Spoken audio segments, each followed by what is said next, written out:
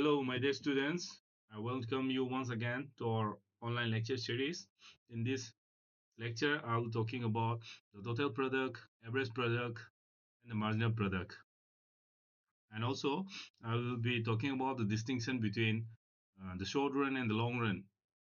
And also, I intend to talk about the law of variable proportions. Right, so let's delve deeper into these concepts.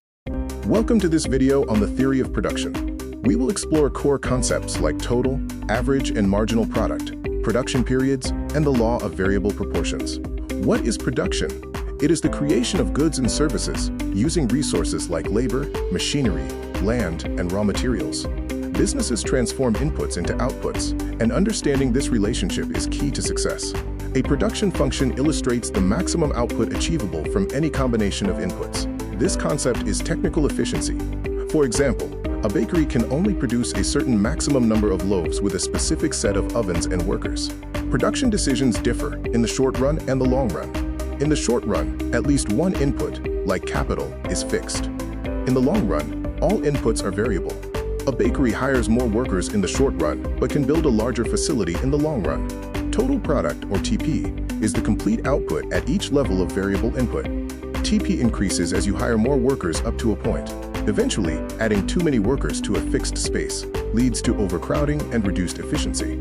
Average product, or AP, is the total output divided by the number of workers. It shows the average output per worker. AP initially rises due to specialization, but eventually falls as the fixed space becomes crowded. Marginal product, or MP, is the additional output produced by hiring one more worker. It's calculated as the change in total output divided by the change in labor. As more workers are added, MP declines, meaning each extra worker contributes less than the last. The law of variable proportions shows how output changes as variable input is added to fixed input. It consists of three stages: increasing returns, diminishing returns, and negative returns. Businesses should aim for the optimal production point, typically in stage 2. The law of diminishing marginal returns states that adding more variable input to a fixed input eventually causes the marginal product to decrease.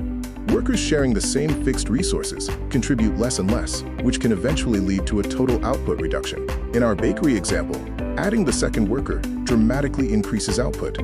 However, by the fifth worker, the marginal product is only 5 loaves. Adding a sixth worker actually causes total output to decrease, demonstrating the negative return stage. Total product rises, peaks, and may decline. Average product rises, peaks, and then falls. Marginal product rises, peaks, falls, and becomes negative. Crucially, MP is 0 when TP is at its maximum, and AP rises when MP is greater than AP. Production functions help businesses find optimal input levels to maximize profit. Understanding diminishing returns prevents overspending on inputs. These concepts are universally applicable across industries, from bakeries to factories and service businesses. To summarize, optimize efficiently using average and marginal product, plan strategically by distinguishing between short-run and long-run decisions, and remember these principles are relevant across all economic sectors. Thank you for your attention.